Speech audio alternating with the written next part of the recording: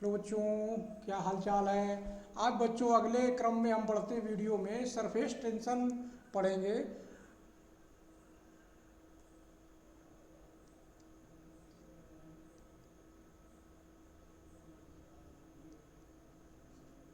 Surface tension में देखते हैं बच्चों क्या है। सरफेस टेंशन क्या, the property due to which the free surface of a liquid tends to have minimum surface area. यानी ये जो फ्री इस सरफेस लिक्विड का वो टेंड्स क्या करता है, मिनिमम सरफेस एरिया ग्रहण करने का प्रयास करता है। The end behaves like the stretched membrane is called surface tension. क्या कहलाता है बच्चों, सरफेस टेंशन कहलाता है। तो इस तरह हम जो है इसको समझेंगे।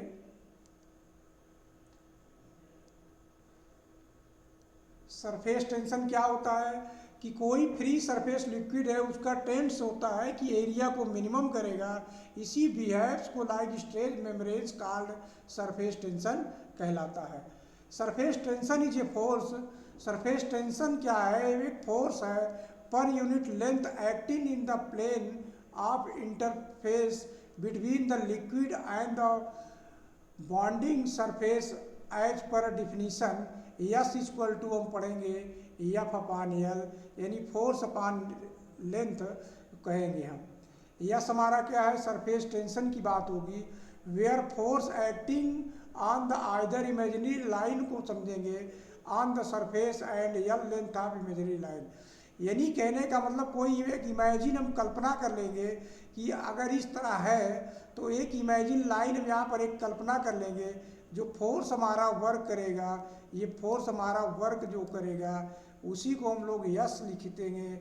यस टी यानी सरफेस टेंशन एफ अपान यल हो जाएगा। एसआई यूनिट की हम बात करेंगे बच्चों, न्यूटन मीटर, और डायमेंशंस क्या हो जाएगा, mt-2 हो जाएगा। इस तरह हम जो इसकी थ्योरी या सिद्धांत को हम पढ़ सकते हैं। अब इसमें कुछ इंटरमोलिकुलर फोर्सेस जो लगता है उसके बारे में हम थोड़ा सा पढ़ते हैं बच्चों। क्या क्या है उसके बारे में हम थोड़ा जानकारी करते हैं। इंटरमोलिकुलर फोर्स क्या होता है, the force which act between the molecules same, जो मोलिक्यूल्स सेम होते हैं अथवा different substance is called the intermolecular force. Force हमारा टू टाइप्स के होते हैं, कौन कौन से, कोहेसिव फोर्स और अधेसिव फोर्स। तो कोहेसिव फोर्स क्या है, the force acting between the molecules, one type molecules मतलब एक टाइप के जो मोलिक्यूल होंगे उस और उसके जो सब्सटेंस रहेगा उसको कहा जाएगा called cohesive force. Adhesive force क्या है बच्चों, the force acting between different type of molecules, क्या कहा जाएगा, डिफरेंट टाइप ऑफ मोलिक्यूल्स, वो different substance is called adhesive force कहलाएगा। एकदम कॉन्सेप्ट क्लियर हुआ बच्चों, कोहेसिव और एडेसिव फोर्स। अब एग्जाम में आएगा तो आराम से आप इसको बता सकते हैं और लिख सकते हैं।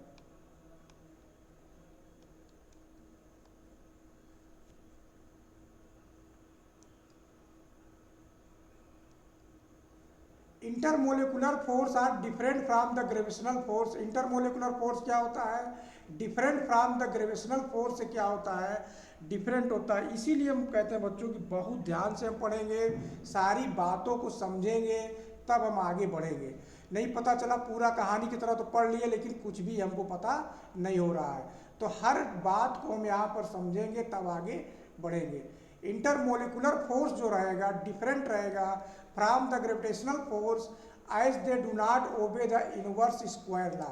यानी जो डिस्टेंस का इनवर्स स्क्वायर लॉ है उसका पालन नहीं करता है। इसको आप ध्यान से समझिएगा। एक्सेलरेशन जैसे भी आएगा आप पूरा बेसिक कॉन्सेप्ट पढ़े रहेंगे तभी एक्सेलरेशन लगा पाएंगे, अन्यथा गलत हो जाएगा। This force up to which these force are effective is called molecular range. Molecular range होता है और ये दिस डिस्टेंस लगभग हम समझेंगे 10⁻⁸ मीटर तक इसका रेंज होता है। यहाँ तक उसका फोर्स इफेक्टिव रहेगा। Factor affecting of the surface tension का जो फैक्टर इफेक्ट करेगा, टेम्परेचर की हम बात करें, सरफेस टेंशन डिक्रीज हो जाएगा with the rise of temperature. कहने का मतलब बच्चों अगर हम टेम्परेचर को बढ़ाते हैं तो सरफेस टेंशन हमारा क्या करेगा, डिक्रीज हो जाएगा। जैसे जैसे टेम्परेचर बढ़ेगा सरफेस टेंशन हमारा क्या होगा, डिक्रीज होता चला जाएगा। तो पूरा कॉन्सेप्ट हम अच्छे से ध्यान से पढ़ेंगे। इम्प्योरिटी की बात करेंगे, हाईली सॉल्युबल इम्प्योरिटीज इंक्रीज हो जाएगा, surface tension and sparkling solution impurities decreases surface tension. तो अगर उसमें सॉल्युबल कहा जाए कि इम्प्योरिटी है, इंक्रीज सरफेस टेंशन कर देगा, अगर स्प्रिंगली सॉल्युबल इम्प्योरिटी है तो डिक्रीज सरफेस टेंशन कर देगा। तो इन दोनों बातों को ध्यान में रखना बच्चों, जिससे हमारा सवाल गलत ना होने पाए। अब हम definition of surface tension mathematically भी पढ़ेंगे और थ्योरेटिकली भी देखेंगे, दोनों बातों को यहाँ पर हम सीखेंगे। Surface tension can be definition किस प्रकार दिया जा सकता है, in the form of imaginary line, जो हमने इमेजिनरी लाइन कल्पना किया था, ऑन द लिक्विड सरफेस या by relating its to the work done.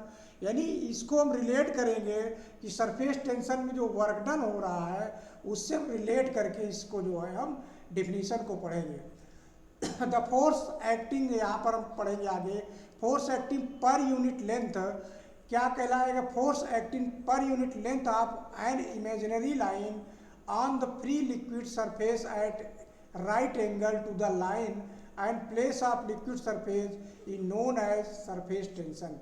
क्या कहलाता बच्चों कि जो हमारा फोर्स लगेगा, जैसे हम इसको इमेजिनरी लाइन मान रहे हैं, तो जो फोर्स हमारा यहाँ पर लगेगा, ये फोर्स हमारा क्या हो जाएगा, राइट एंगल पे रहेगा। एट क्या रहेगा बच्चों, ये at right angle to the line place liquid surface is known as surface tension हमारा कहलाएगा। इस तरह हमारा फोर्स हो जाएगा और ये हमारा ये लाइन को हम क्या मानते हैं, इमेजिनरी लाइन इसको हम मानते हैं। ये लाइन को क्या मानते हैं बच्चों, इमेजिनरी लाइन हम मानते हैं। इतनी बात क्लियर हो रही है। अब इसी को यहाँ पर जैसे हमने लिख कर व्याख्या दिया है कि आप कॉपी पेन उठाए होंगे तो नोट करते चलेंगे कि ए बी हमने इमेजिनरी लाइन को लिया, तो फोर्स हमारा जो दोनों लग रहा है, the surface on the either side this line A pulling forces रहेगा, ये यानी दो फोर्स आप खींचते रहेंगे, which is the perpendicular to the A B line, A और बी लाइन का परपेंडिकुलर रहेगा। If the force is F and length A B is L, तब जो हम सरफेस टेंशन लिखेंगे टी इक्वल टू क्या लिखेंगे, टी इक्वल टू हम लिखेंगे एफ अपान एल, यहाँ पर लिखेंगे। तो ये हमारा जो है सरफेस टेंशन का मैथमेटिकली फार्मूला हो जाएगा।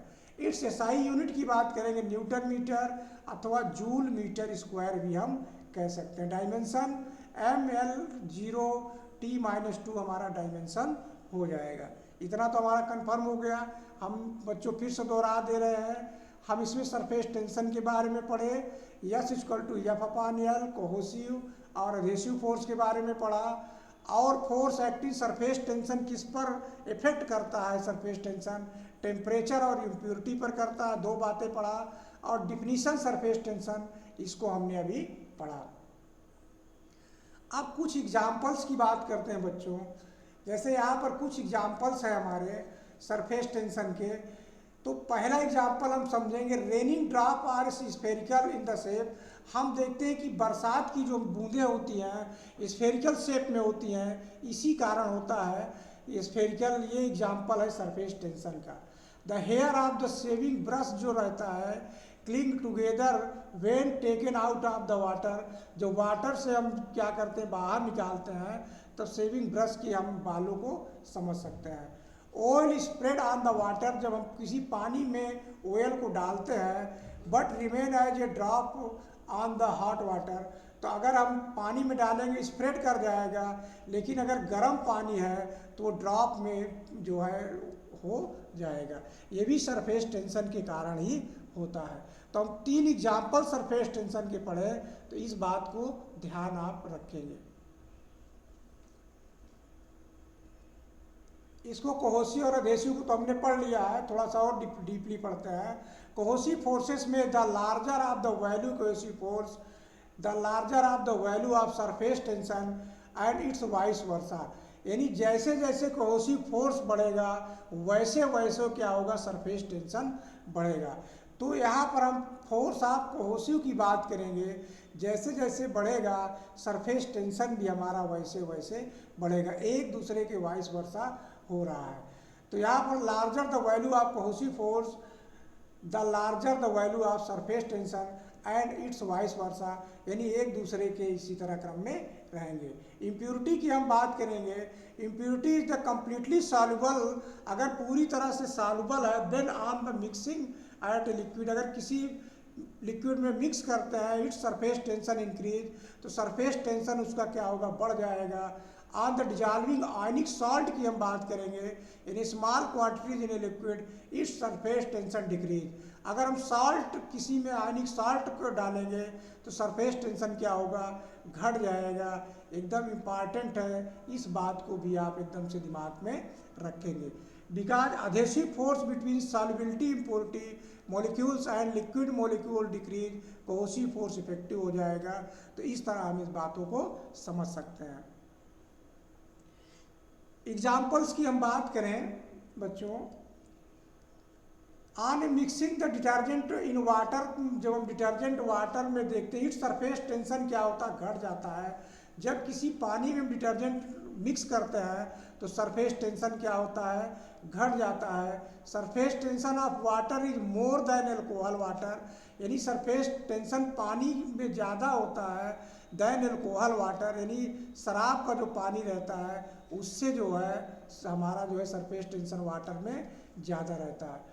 टेम्परेचर की हम बात करेंगे बच्चों, on the increasing temperature surface tension decrease हो जाएगा।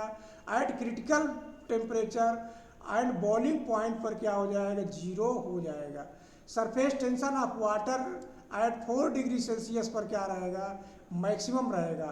तो हम ये समझेंगे सरफेस टेंशन कहाँ पे रहेगा, एट 4 डिग्री सेल्सियस पर मैक्सिमम हमको सरफेस टेंशन प्राप्त होगा। इस बात को भी हम एकदम दिमाग में रखेंगे। इतनी बात समझ में आ रही बच्चों? हमने ये ग्राफ के द्वारा आपको समझाने का प्रयास किया है कि ये समझ लेते हैं कि इस तरफ हमारा सरफेस टेंशन ऑफ वाटर का है, इधर टेम्परेचर है, तो 4 डिग्री पर हमारा मैक्सिमम सरफेस टेंशन हो रहा है, और जब ये थीटा हमारा क्रिटिकल पे रहेगा तब भी सरफेस टेंशन हमारा क्या होगा, जीरो हो जाएगा। एस टी हमारा क्या होगा बच्चों, जीरो हो जाएगा। तो इस तरह हम ग्राफ के द्वारा इसको समझ सकते हैं। अब हम force due to surface tension की बात करेंगे कि कैसे मैथमेटिकली हम समझेंगे, यहाँ पर इसकी बात हम करते हैं। When any needle float on the liquid surface then force, अगर किसी लिक्विड में निडिल अगर हम तैरा देंगे तो जो हमारा सरफेस टेंशन कैसे है, अगर इसको हम मान लेते हैं कि ये निडिल है पूरा हमारा, और इस तरह जो है एंगल थीटा बनाता है, तो टी ऐसे रहेगा, टी कास थीटा, तो इसका जो वर्टिकल बनेगा, दो कंपोनेंट बनेगा, एक इस कास थीटा का, एक इस कास थीटा का, तो जो हमारा टी आ जाएगा 2t हो जाएगा, और यल हमारा क्या हो जाएगा, लेंथ ऑफ निडिल हो जाएगा, और लिखा जाएगा sine theta equal to force के कहिए या तो हम mg कर देते हैं। mg हमारा क्या रहेगा, नीचे की ओर रहेगा, तो हम इस तरह mg लिख सकते हैं। इतनी बात समझ में आ रही है बच्चों? ये निडिल का है। अब दूसरी कंडीशन हम देखते हैं निडिल में कि if the needle is lifted from the liquid surface, अगर निडिल लिक्विड सरफेस पर रहे, थोड़ा भी एंगल ना बनाए, मतलब थोड़ी भी डूबी ना रहे, और सरफेस एरिया से हम इस समझे ये लिक्विड का एरिया है, और इसी सरफेस एरिया के ऊपर ही ये तैरती रहे, मतलब लिक्विड में थोड़ा भी ना डूबे, तो minimum force of required lift to the needle, F minimum को mg को जोड़ देंगे प्लस 2l जोड़ देंगे, क्योंकि एंगल कुछ नहीं बनाएगा, तब हमारा जो मिनिमम फोर्स हो जाएगा mg प्लस 2l हो जाएगा। बहुत इंपॉर्टेंट चीज़ बता रहे हैं बच्चों, ध्यान रखिएगा, ये एग्जाम में बहुत पूछे जाते हैं और बार बार इसमें से पूछे जाते हैं, तो इसलिए आप ध्यान में इसको रखेंगे। अब अगला तीसरा नंबर देते हैं, require excess for circular ring की हम बात करेंगे। सर्कुलर थिक रिंग रहे अथवा होलो डिस्क रहे, हैविंग इंटरनल और एक्सटर्नल रेडियस दिया है r1 r2 respectively, is dipped in and taken out from liquid, तो जो फोर्स एक्सेस हमारा होगा F1 प्लस F2 लिखा जाएगा। इस फोर्स को हम क्या लिख सकते हैं, अगर F1 में हम लिखें बच्चों तो क्या लिख सकते हैं, F1 में T लिखेंगे, और अंदर वाले फोर्स की बात करेंगे तो 2 पाई R1 हो जाएगा, और प्लस लिखा जाएगा, इसमें लिखा जाएगा T लिखा जाएगा 2 पाई R2 हमारा हो जाएगा। इतना हम लिख सकते हैं। अब इसमें अगर हम कॉमन कर लें बच्चों तो T कॉमन है, 2 पाई कॉमन है, तो बचेगा क्या, R1 प्लस R2 हमारा बचेगा। तो ये फोर्स जो हमारा एक्सेस फोर्स आएगा, हम फोर्स को क्या लिखेंगे, एक्सेस फोर्स जो हमारा आएगा लिखा जाएगा 2 पाई T R1 प्लस R2 हो जाएगा। किसी थिक रिंग अथवा होलो डिस्क है तब इस फार्मूले को हम प्रयोग कर सकते हैं। एकदम से रिमेंबर करिए, फिर से हम दोहरा रहे बच्चों, रिंग अथवा होलो के लिए हम लिखेंगे F इक्वल टू लिखेंगे 2 पाई T R1 प्लस R2, 2 पाई T R1 प्लस R2, इस तरह याद हो जाएगा। अब हम आगे बढ़ते इसमें बच्चों देखते हैं required excess force for a ring. अगर R1 R2 दोनों बराबर हो जाए तो उस कंडीशन में हम उसी समीकरण में मान अगर रख देंगे, R1 जुड़ के 2R हो जाएगा, अब गुणा होकर कितना हो जाएगा 4 पाई TR हम लिख सकते हैं। क्या लिख सकते हैं, 4 पाई TR लिख सकते हैं। तो F हमारा एक्सेस आएगा 4T पाई R लिख सकते हैं। इस तरह हम व्यवस्थित रूप में बना सकते हैं।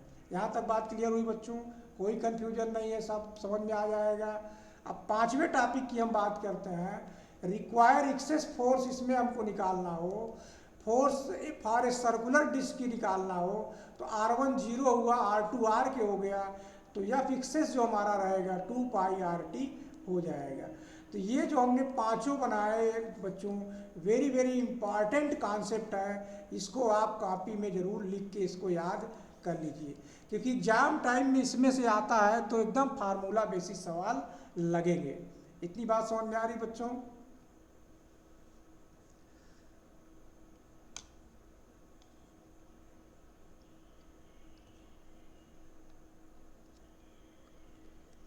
आगे अब हम बढ़ते हैं बच्चों, सरफेस एनर्जी। सरफेस एनर्जी क्या है, अकॉर्डिंग तो मोलिकुलर थ्योरी से सरफेस टेंशन में जो हमने पढ़ा है उसमें मोलिक्यूल सरफेस है some additional energy due to their position. अपनी पोजीशन पाने के लिए कुछ एनर्जी उसमें जोड़ा गया है। This additional energy per unit area of the surface is called surface energy. Surface energy का जो सूत्र होगा, work done upon increasing surface area. कहने का मतलब जो सरफेस का एरिया होगा तो यहाँ पर जो वर्क डन हमको मिलेगा, और जितना सरफेस हमने एरिया को इंक्रीज किया है, मतलब इस एरिया से हम यहाँ तक इंक्रीज हो गए हैं, तो जो हमारा एनर्जी नहीं मिलेगा, वर्क डन और इंक्रीज एनर्जी को हम लगा देंगे तो हमारा सरफेस एनर्जी प्राप्त हो जाएगा। यानी हम E इक्वल टू लिख सकते हैं, वर्क डन अपान लिख सकते हैं, डेल्टा A लिख सकते हैं, चेंज इन सरफेस एरिया हम लिख सकते हैं। इतनी बात समझ में आई बच्चों। इट्स SI यूनिट से जूल लिखा जाएगा, मीटर स्क्वायर अथवा जूल, इस तरह जो है प्राप्त हो जाएगा। तो इसमें कोई दिक्कत नहीं होगी बच्चों, धीरे धीरे पढ़ेंगे, धैर्य से पढ़ेंगे। अब वीडियो बहुत लंबी हो जाएगी बच्चों, कल पढ़ा जाएगा। तो आज इतना ही रखते हैं बच्चों, याद करिए, आगे हम कल पढ़ेंगे। Thanks for watching. अगर बच्चों वीडियो अच्छी लगे तो लाइक और सब्सक्राइब जरूर करें, और हमारे चैनल को शेयर ज़रूर करें, जिससे हमारा मनोबल बढ़े कि हमारे टॉपिक्स आप लोगों को पसंद आ रहा है।